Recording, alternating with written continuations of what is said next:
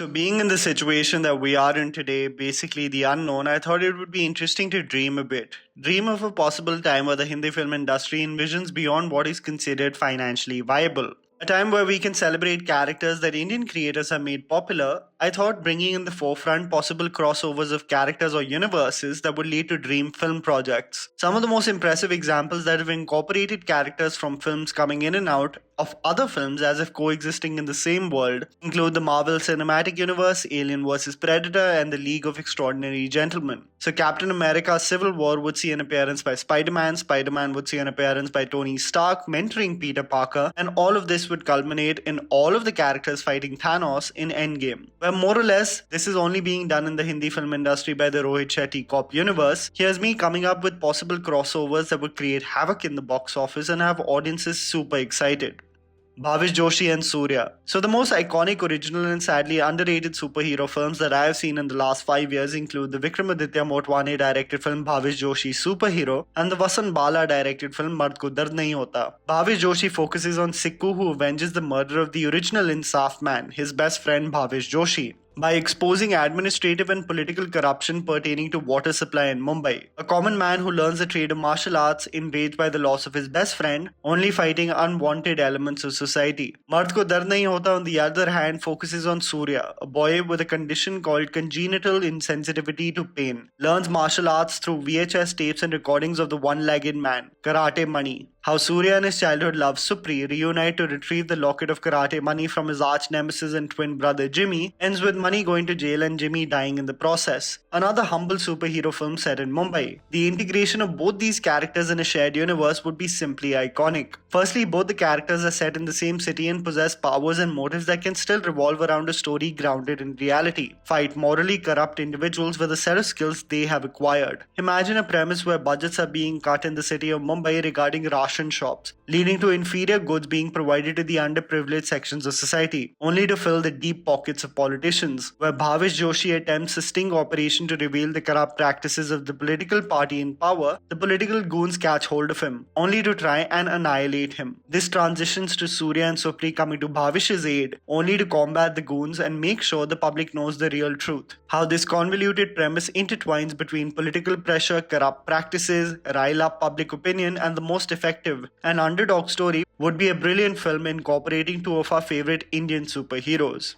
Chulbul Pandey joins the gang. Now this suggestion is solely on the basis of how commercial Bollywood fans would lose their mind and how this can possibly lead to an iconic character not dwindling into oblivion. The biggest and most successful franchise currently is the Rohit Shetty Cop universe, and that includes Singham, Simba and Suryavanshi. Where Ajay Devgan as Singham became a fan favorite, Rohit Shetty integrated Singham in the same universe when Simba starring Ranveer Singh was being created, and even planned a potential universe with a cameo in the end credits to test the waters. Little did he know the most iconic and memorable part of the film would be Ajay Devgan's cameo and the introduction of his next film, Suryavanshi. This only led to understanding where Suryavanshi's personality has yet not been discovered. Singham and Simba created a beautiful contrast between each other, a righteous man fighting corruption and an officer who has a significant change of heart and character due to circumstances, a no-nonsense man and a person who likes to joke around. Suryavanshi was slated to become one of the biggest cash grabs for Rohit Shetty and Karan Johar as producers. But what would be the icing on the cake is if Suryavanshi ends with a cameo by our very own Chulbul Pandey joining the party. Sadly, dabang, since the first installment has only been degrading in its quality. The third one especially really tested the patience of audiences and made us miss the purity of the first film. Not only will Chulbul's integration in the Rohit Shetty Cop universe revive a dying character and franchise, but will make commercial audiences lose their mind as they will see their best superstars share the screen together. This will be commercial masala gold. BYOMKESH BAKSHI returns. You know I'm a sucker for crime thrillers. Literally everything that I recommend, especially from South Indian cinema, includes engaging crime thrillers. One of the saddest cases of a layered, engaging and extremely gripping thriller that did underwhelming business in the box office was the Dibakar Banerjee directed film Detective BYOMKESH BAKSHI. A chain-smoking, observant and proficient logical reasoner, BYOMKESH Bakshi always getting to the bottom of the most convoluted cases. Where the war-torn storyline from Calcutta in 1942 was not truly appreciated, here is my pitch at a storyline with an iconic character set in the modern day that may seem to excite you. The film is set in modern-day Kolkata. Detective BYOMKESH Bakshi gets several complaints from families of their children going missing, where Bakshi denounces these complaints as momentary issues as most preteens eventually come back home. His morals and instinct come into question when the son of the Chief Minister of West Bengal gets abducted. Bakshi is chastised for not taking the matter seriously initially, and as he explores the case, it is revealed the occurrence is oddly similar to what happened 20 years ago, a case covered by CBI officer Rito Broy. After many inquiries and research, it is revealed that the fanatic killer Lajja Shankar Pandey had an illegitimate child and abandoned that family. Schizophrenic and a psychopath, Lajja would speak to goddess Kali and would abduct children, kill them and offer them to her in the quest to get immortality. The son was always curious of his father and irritated at his mother, always shielding him from getting to know about his father. How it is revealed to him that his father could have achieved immortality had it not been due to mortals meddling in his ways. The son becomes obsessed with his story, empathizes with him as he was ostracized and never accepted, and gets to finishing the incomplete mission of his father, providing the last offering to goddess Kali and reconnect with him.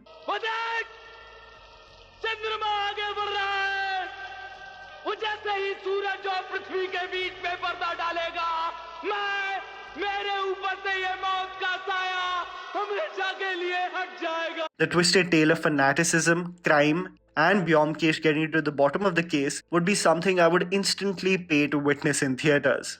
Don meets Kabir. For those of you who haven't seen my video trying to pitch the perfect comeback for Shah Rukh Khan, well, this is it. So Shah Rukh Khan still hasn't signed his next project after Zero. The last 3 or 4 years has made us see Shah Rukh really take on some risky projects and at the same time some clearly avoidable ones. Where Raees and Zero were sincere and praiseworthy attempts, Jab Harry Met Sejal just left everyone disappointed. So it made me rethink, as currently star-led action films are basically guaranteed box office success. If you look at Simba and War, both over-the-top campy star-led action films have minted huge sums of money. Why not we make Shah Rukh Khan revisit the Dawn franchise? It's been close to 9 years since Farhan Akhtar has sat in the director's chair, and honestly we need him back there. I understand he has aspirations of acting and singing, but the man is a revolutionary director who needs to create more behind the camera. As War has ended with the death of Khalid, Kabir is looking for his next mission. Where the biggest selling point of War was the camaraderie between Tiger and Hrithik, the antagonist surely wasn't its most memorable quality. What War requires is a constantly scheming and cunning antagonist who mostly gets the better of our capable hero. What if we introduce the character of Dawn carrying out his next heist and Kabir has to come to the bottom of the case? Hrithik and Shah Rukh going head to head with each other would create absolute pandemonium. XL Entertainment joining hands with YRF, Farhan Akhtar on the director's chair, SRK and Hrithik, high octane action, I'm all in.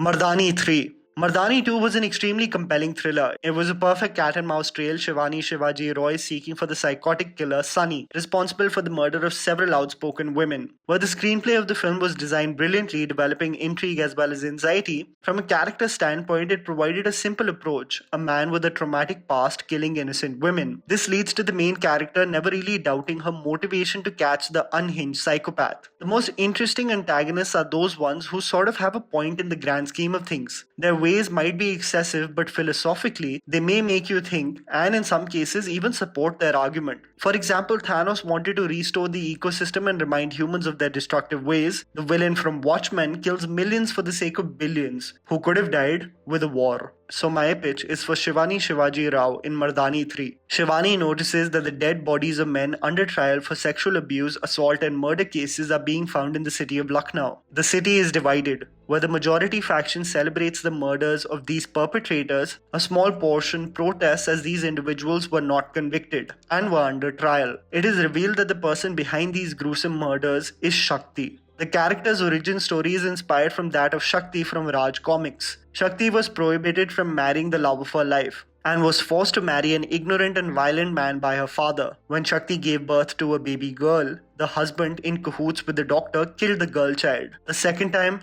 third time and the fourth time, the husband and the doctor did the same, until Shakti gave birth to another girl child and catches the perpetrators trying to kill her. So that she doesn't expose their inhumane act, they brutally beat her up and wound her intestines so that she never bears children and chuck her in a river. The story, rather than taking the Raj comics route of a wounded Shakti being blessed by goddess Kali, will focus on how Shakti was rehabilitated by women Naga sadhus and takes the path of first taking her own personal revenge and to finally annihilate every man causing trauma and harm to women in society. She would notice men cackle and mock their mistreatment towards women, confessing to their crime behind closed doors, only to murder them. How Shivani has to tackle this case of a female serial killer, finding her, knowing her origin story, tackle the dilemma of what morally makes sense but what is lawfully unjust, would lead to a compelling thriller and a third installment I would really look forward to. KRRISH and a worthy opponent. It's the year 2020. 7 years ago, Rohit sacrifices himself to revive KRRISH, and the superhero saves Mumbai from Karl's plan of absolute destruction. KRRISH lives a happy life with his wife Priya and their son Rohit,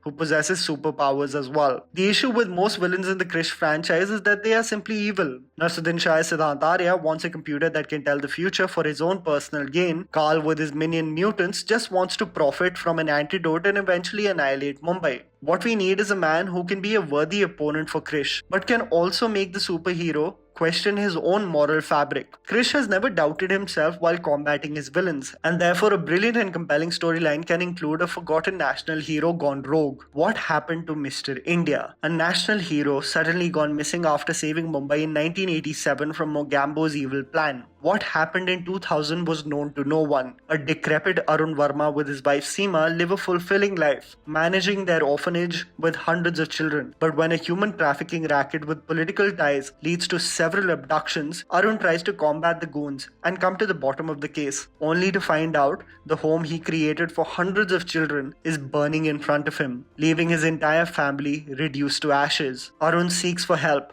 but to no avail, and gets framed for the ghastly murders. Solitary confinement and 20 years of a jail term makes Arun resentful of the establishment and the country that once considered him to be a national hero. Arun seeks for vengeance and hungry for some closure. How Arun's release leads to absolute havoc in the city of Mumbai, leading to the public looking towards KRRISH for guidance. KRRISH finds himself an opponent who only sees red. Once a national hero betrayed by his own kind, Mr. India goes rogue and only KRRISH can stop him. And that was the video, guys. Write down in the comments below what you thought about my ideas and whether you have some other crossover ideas that can happen in the Hindi film industry. Please don't forget to follow me on Instagram. The handle's right in front of you. Follow me at JammyPants4. Also, please support us by smashing the like button and subscribing to our channel for weekly content ahead. Thank you for watching.